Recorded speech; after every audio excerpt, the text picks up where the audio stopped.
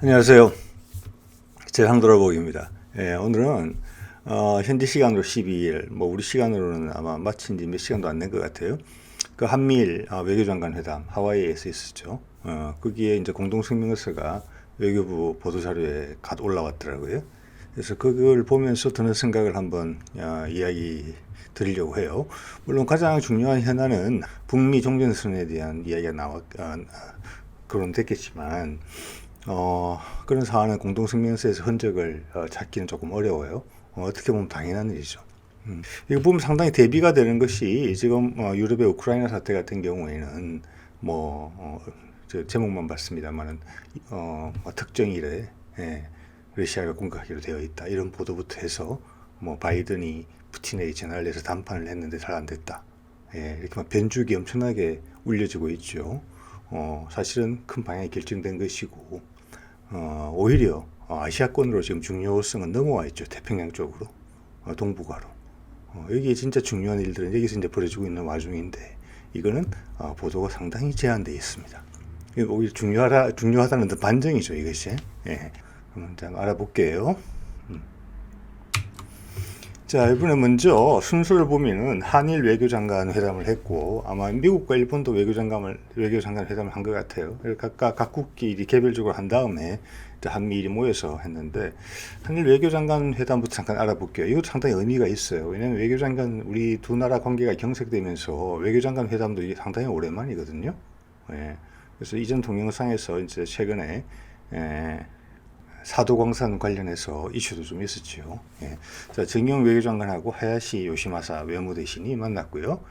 자, 그 보도자료가 이제 나왔어요. 그 보도자료를 보면서 제가 드는 생각을 잠깐 말씀드려 보겠습니다.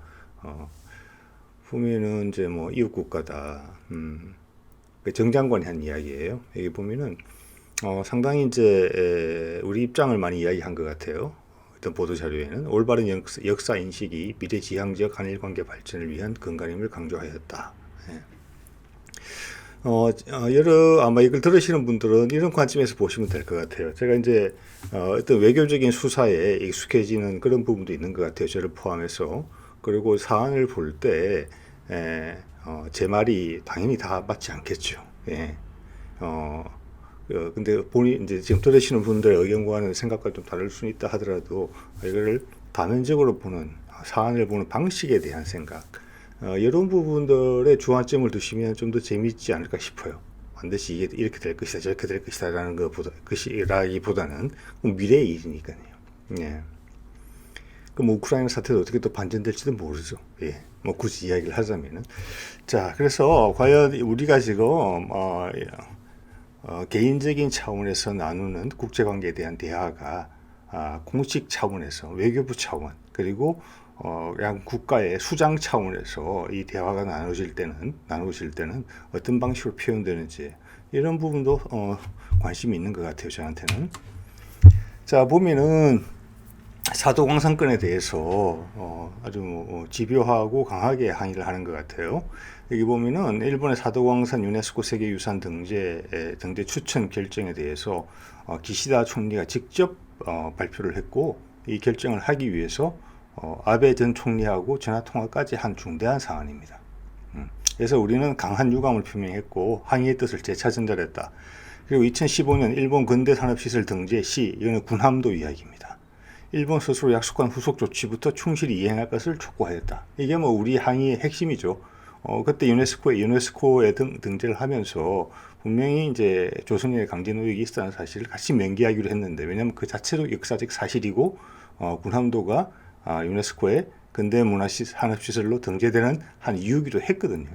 그걸 일본이 이제 시정하지 않았죠. 그렇게 권고를 받고도. 그리고 우리가 거기에 대해서도 이미 항의한 바가 있고, 자, 그 권고를 따르지도 않은 채로 다시 사도광산건을 거기도 이제 조선인 강제 노역이 있은 장소였는데 그거를 일부러 이 시기에 다시 밀어 넣었다는 것은 우리한테 시비를 건 것이다. 그렇게 제가 지난번에도 말씀을 드렸죠. 자, 그런 사안에 대해서 강하게 항의를 했다 이런 내용이고, 그리고 일본의 수출 규제, 이게 반도체 소재 그 부분이죠. 수출 규제 조치가 조속한 시일 내에 철회되어야 한다는 점을 강조했다. 예.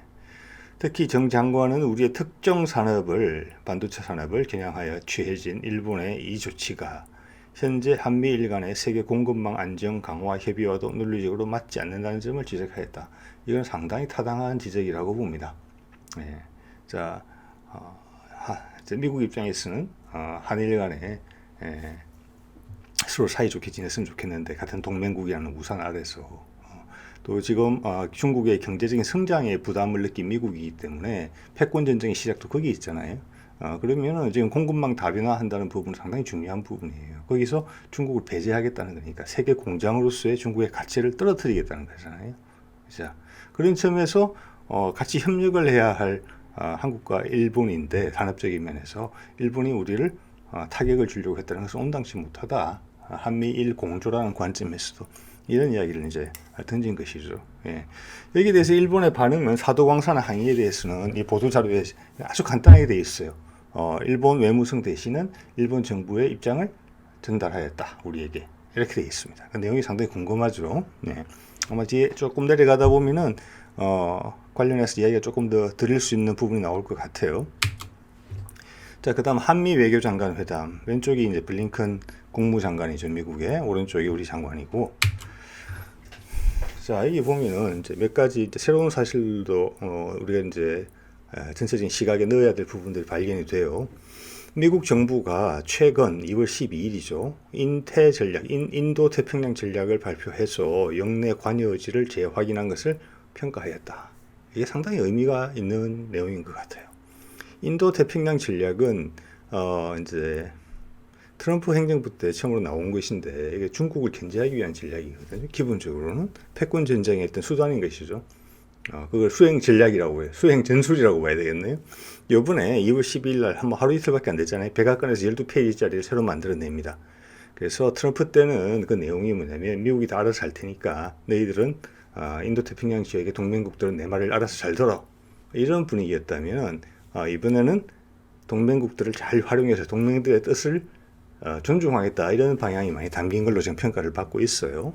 자, 그거를 이제 우리가 평가를 했다는 것이고, 평가도 뭐 좋은 평가일 수도 있고 나쁜 평가일 수도 있는데, 지금 봐서는 관심을 가지고 다시 우리 지역으로 돌아온 걸 환영한다, 뭐 이런 분위기라고 느껴집니다. 당연히 그거는 이제 북미 종전선언 협상 테이블로 미국이 돌아왔다라는 것을 높게 평가한 것이고, 그 밑에 깔려 있는 기본 인식의 틀이 미국 입장에서는 새로운 인도태평양 전략이다. 동맹국의 입장을 더 존중한다. 과거 트럼프 시절보다. 자, 그런 내용을 우리 장관이 환영했다. 뭐 그렇게 하면 환영할 만하다고 생각이 들 수도 있어요. 예. 자, 그리고 양 장관은 최근 북한의 밑에 겁니다. 연이은 미사일 발사에 대해서 우려를 표명했고, 한반도 상황의 악화를 방지하고 북한과의 조속한 대화 재개를 위해 한미 간 긴밀히 공조해 나가기로 하였다. 이런 부분들은 조금 이제 웃기죠. 예. 왜냐하면 이건 제 예전 슬라이드에 제 예전 영상에서 가져온 것입니다만은 우리가 강하게 불만을 제기한 적이 있어요. 작년 12월 말에 지금 장관이 나왔죠. 정의용 장관이 종전문안 한미 간에 사실상 협의가 끝났다. 종전선언 왜 안 하냐? 한다고 해놓고. 예. 그래서 그때 말씀을 드렸죠. 한미 간에 합의한 건 아무 의미가 없잖아요. 북한이 오케이를 안 하면 다시 합의를 해야 되는 거니까. 자, 저 말은 저 뒤에는 이미 북한과도 조율이 됐다. 이런 말입니다. 이 말입니다. 조인식만 하면 된다. 문구는 다 됐다. 기본적인 건. 그 수많은 주고받고가 있었을 텐데 그 큰 틀은 이미 다 끝났다. 그런데 왜 안 하냐? 종전선언 왜 발을 뺀 것이냐? 예, 이거죠. 그래서 저는 그게 미국이 우크라이나 사태에 있어서 어떤 그림을 그리기 시작하면서 빠져나갔다고 보는 것이죠. 왜냐하면 그걸 글로벌 스케일로 만지려고 했던 그런 흔적들이 보이기 때문에 미국이. 자, 그랬고 우리가 저기 항의를 한 셈인데 미국이 점잖하게 미국이 바로 30일 날 그 다음 날 우리가 종전선언 언급한 것에 대해서는 대화에 진행하겠다 라면서 미온적인 반응을 나타냈고 발을 뺐다는 걸 인정하는 것이죠. 조금 불쾌했겠죠. 예. 그 다음부터 북한이 이제 미사일들을 쏘기 시작했죠. 1월 달에 무려 7번이나 쐈습니다. 역대 1월 달에 쏜 적이 딱 한 번밖에 없었는데 한 번도 없었는데 북한이 탄도미사일 개발하고 나서 이번엔 최초로 한다는 것이 7번이나 한 것이고 그게 미국에 대한 어떤 돌아와라 협상 테이블로 협상 끝난 거냐? 끝났으면 우리는 과거대로 하겠다. 이런 메시지를 전달한 것이죠. 자, 이게 이제 좀 전에 보도자료에서 언급된 인도태평양 전략 그 페이지예요. 이게 2월 12일 날 발표됐잖아요. 예. 이걸 보면 몇몇 외국에서는 벌써 언급이 나오고 있어요.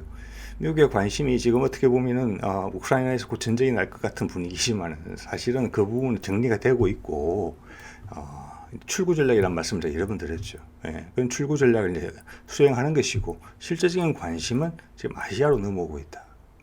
러시아 건과는 어떤 식으로 매듭이 됐다는 겁니다. 거기에 대해서는 제가 다른 동영상이 있으니까 앞에 관심 있는 분들은 보시면 좋을 것 같고요. 이미 유럽에서 아시아로 왔고 아시아로 왔을 때는 그 핵심이 이제 중국이죠. 예. 이미 무기 중심이 이쪽으로 옮겨온 것이고 우리 정 장관이 이걸 환영한다는 것입니다. EU야 뭐든지 간에. 예. 자, 이게 인도태평양 전략 현재 가장 큰 현안은 북미 종전 협상입니다. 그 문화는 이미 과거에 합의가 됐던 한두 달 전에. 예. 자, 이것도 뭐 그 상황에서 대해서 한번 말씀을 드려보면은 자, 1월 26일 날 우크라이나 러시아가 내전 휴전 협정에 들어갔죠. 지금 하고 있는 내전을. 그래서 이 두 당사자가 이제 이야기를 나누면서 전쟁을 안 하겠다. 그게 앞으로 닥칠 전쟁이든 지금 내전 진행 중인 전쟁이든 간에 안 하겠다. 그래서 평화로 방향을 틀었고 저기에는 유럽 국가들이 힘이 크게 작용했다. 그래서 미국은 이 문제를 더 이상 확대시키지 않는 차원에서 미국하고 EU 간의 에너지 공동성명을 발표하고 LNG를 수출할 수 있는 수출을 확대할 수 있는 길을 열어놓고 대충 계산이 끝난 거예요. 그쪽에서. 그렇지만은 칼을 뽑았기 때문에 출구 전략을 지금 섬세하게 유지하고 있는 것이죠. 왜냐하면 여론전에서 상처를 받으면 안 되니까 미국이 체면이 손상되면 안 되니까. 예. 그럼 바이든도 원치 않는 일이고 미국도 원치 않는 일이고 유럽도 원치 않는 일이고 러시아도 원치 않는 일입니다.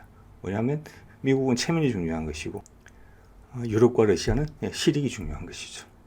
그리고 전쟁이 나지 않는 것이 중요한 것이고.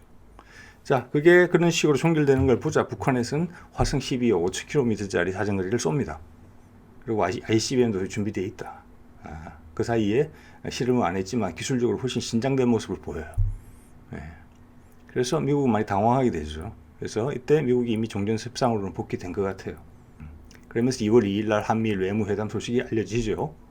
근데 일본이 타이밍을 잘못 골라서 우크라이나 사태에 초래된 미국의 큰 그림이 계속 갈 것으로 판단을 하고 일본이 한국에 대해서 훨씬 유리한 입장에 상당 기간 설 수 있을 것이라고 보고 우리한테 공세적인 입장을 취한 것이죠. 근데 그게 며칠 만에 입장이 엄청나게 바뀌게 됩니다. 사도 광산 관련해서 일본의 입장이 아주 난처하게 된 것이죠. 그래서 2월 3일에는 일본 외무상이 우리 외교부 장관한테 전화를 해서 아주 이 문제 해결에 대해서 잘 대처해 주겠다라고 전화까지 해온 거잖아요. 몇 개월 동안 대화도 없었는데. 자, 그래서 그런 사도광산 관련해서 일본의 자세가 급변하는 걸 보고 이제 2월 12일 한미일 외무회담에서 미국의 입장이 종전선언 쪽으로 많이 기울었으며 지금 미국의 더 큰 이익을 그리는 입장에서는 일본의 욕구를 들을 수 없는 입장이라는 것이 전달이 됐고 일본도 그걸 이해한 것이라고 봅니다. 당연히 우리도 그렇게 이해를 했겠죠. 이것이 또 왜 중요한 사안이냐 이번 미팅이라고 간접적으로 확인할 수 있는 내용이 2월 9일 날 지난 동영상에서 말씀드렸습니다만 러시아 외교부에서 사도광산 문제에 대해서 한국을 지지하는 발언을 해요. 뭐 유네스코에 등재된 것도 아니고 신청한 것인데 거기에 대해서 일본이 잘못됐고 한국을 지지한다는 발언을 하는 것입니다.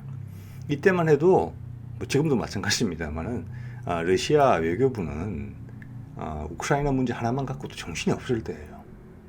이런 사소한 문제로 외교부 대변인이 기자들한테 성명을 입장문을 발표할 그런 여건이 안 돼요. 그런데도 했거든요. 예. 이거는 사도광산 문제에 대해서 일본 외무상이 외무대신이 우리 외무부 장관한테 전화를 한 거하고 같은 거예요. 즉 2월 10일 한미일 회담이 되게 중요하다. 본인들의 이해관계와 존립에 큰 영향을 줄 수 있다. 일본과 러시아의 향후 앞날에 영향을 주는 미팅이다라는 것을 반증하고 있는 것이죠. 또 2월 12일 날 미국이 새로운 인도태평양 전략을 내세우고 우크라이나 상태가 정리되면서 급하게 한미일 외무장관 회담을 하와이에서 개최한 이유도 여기 있습니다. 자, 그걸 보고 있는 북한은 현재 1월 30일 이후에 미사일 한 발도 쏘지 않고 있어요. 벌써 한 2주 가까이 돼가네요. 자, 한미일 회담은 아쉽게도 아직 외무부, 외교부 웹페이지에 사진이 없어요. 비공식 번역문, 성명서에 번역문만 올라와 있습니다. 한미일 3국 외교장관 회의 공동성명. 자, 이거 내용을 한번 살펴볼게요. 자, 여기서 저한테 이제 인상적인 부분은 제가 읽어볼게요. 장관들은 제가 발췌를 한 겁니다. 전체 문안에 대한 정보는 이제 링크는 제가 밑에 설명란에 걸어 놓겠습니다. 장관들은 삼국의 장관들이죠. 한미일이 북한에 대해 적대적인 의도를 보유하고 있지 않음을 강조하고 전제 조건 없이 북한과 만나는데 대해 지속적으로 열린 입장임을 강조하였다. 이거는 뭐 여러 가지 정황을 봤을 때 그냥 정치적인 수사라고 이야기해야 되겠죠. 지금 이야기를 뭐 하고 있겠죠. 예. 그 다음 제 눈길을 끄는 부분이 이게 붉은색 테두리로 표시를 했는데 장관들은 한미 및 미일 동맹이 영내 평화와 안정 유지에 있어 필수적이라는 점을 재확인하였다. 예. 그리고 그들은 삼국 간 안보 협력을 진전시켜 나가기로 약속하였다. 저는 이 표현에서 진짜 미국이라면은 한미일 동맹이라고 적고 싶었을 것 같아요. 그런데 분명히 한미 및 미일 동맹. 예. 한일은 동맹 관계가 아닌 겁니다. 미국이 있고 이쪽으로는 한국이 있고 저쪽으로는 일본이 있는 겁니다. 즉 한국과 일본 사이의 관계를 미국이 인정을 한다는 거예요. 현재 상태를. 예. 그걸 더 이상을 압박하지 않겠다는 내용도 들어있는 거예요. 여기에는. 이런 것이 상당히 의미가 있는 정치적인 표현이 아닌가, 외교적인 표현이 아닌가, 저는 이렇게 생각을 했어요. 이걸 보면서. 자, 이게 앞에 저렇게 한미, 미일을 따로 떼어놓고 이야기한 다음에 그 다음 그들은 삼국 간 안보 협력을 진전시켜 나가기로 약속하였다. 뒤에 말은 아무 의미가 없는 것이죠. 예. 한일이 서로 동맹이 군사 동맹이 아닌데. 자, 이것이 아까 바이든이 2월 12일 날 발표했다는 새로운 인도태평양 전략의 분위기와도 궤를 같이 한다. 저는 그렇게 읽힙니다. 동맹국들의 입장을 존중해 줘야 되는 것이죠, 이제는. 또 미국이 이제 이렇게 이런 선택을 하게 된 이유는 이제 우크라이나 사태를 해결하는 데 있어서 과거의 방식으로 유럽 동맹국들을 상대했더니 거기서 크게 뒤통수를 맞은 셈이거든요. 미국의 입장에서는 독일과 프랑스가 강력하게 저항을 한 것이죠. 그래서 우크라이나를 빼간 것이죠. 그래서 그런 것들이 새로운 미국 태평양 전략에 그런 새로운 입장이 이제 녹아 흘렀을 수가 있고, 그게 이번에 블링컨 장관이 이제 한국과 일본 장관을 만나면서 그게 이렇게 외교적인 수사로 표시됐다, 표현됐다, 이렇게 볼 수 있을 것 같아요. 네. 자, 그러면 이 미국의 인도태평양 전략이라는 관점에서 북미 종전선언 그리고 한반도 비핵화를 어떻게 볼 것이냐. 다시 한번 말씀드립니다만은 미국의 인도태평양 전략의 핵심은 패권 정전에서 중국을 고립시키는 겁니다. 그렇죠? 군사적 고립, 경제적 고립 다 포함되어 있죠. 예. 거기에서 한국은 상당히 중요한 존재입니다. 왜냐하면 중국의 코앞이니까요. 예. 최전선이죠. 미국의 입장에서 보면. 그래서 거기를 종전선언을 통해서 그 지역이 더 강하게 되는 것과 동시에 미국의 편에 머물러 있어야 줘야 되는 것입니다. 그게 여태까지 미국이 잘 시도하지 않았던 방식이에요. 되게 새로운 방식이죠. 발전적 방식이기도 하고. 그래서 이미 이제 트럼프 시절에 북미 종전 협상을 할 때도 북한에서는 우리가 종전 선언을 하고 북한과 미국이 수교를 하더라도 남한에 미군이 계속 주둔하는 것에 대해서 시비를 걸지 않겠다고 이야기를 한 바가 있어요. 자, 현재 미군이 존재하는 근거는 뭐냐면 휴전 상태이기 때문에 미군이 존재하는 것이죠. 미군은 휴전의 당사자고. 근데 휴전이 종전선언으로 전환되면은 미군이 존재할 이유가 없는 거예요. 그래서 원래는 떠나가야 되는 것이 원칙에는 맞아요. 그렇지만 그것을 용인을 하겠다고 이야기하는 것이죠. 예. 그리고 한미 정상회담에서도 그런 내용을 읽을 수가 있어요. 간접적으로. 예. 자, 한반도가 남북 간의 소통이 원활해지더라도 마음대로 결정해서 중국 쪽으로 가지 않고 미국의 동맹국으로 남아 있을 것이라는 걸 명확히 했죠. 대신 한반도의 방식으로 남아 있는 것이죠. 시킨다고 무조건 따라하는 그런 동맹은 동맹이 아닌 것이죠. 속국인 것이고.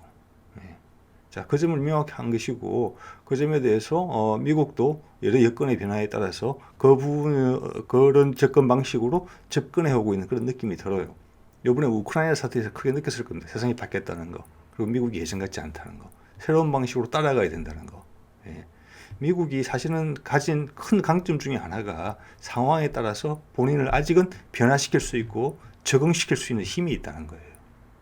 자, 그래서 중국을 고립을 강화한다는 그런 측면이 있고, 여기서 또 하나 이제 봐야 될 부분은 중국의 고립을 강화하려면은 중국과 러시아가 가까워지면 안 됩니다. 고립의 효과가 없어요. 이미 중국 경제가 너무 엄청나게 커졌기 때문에. 그리고 유럽에서의 영향력은 미국이 좀 감소됐다고 봐야 되는 것이거든요. 유럽과 러시아의 소통.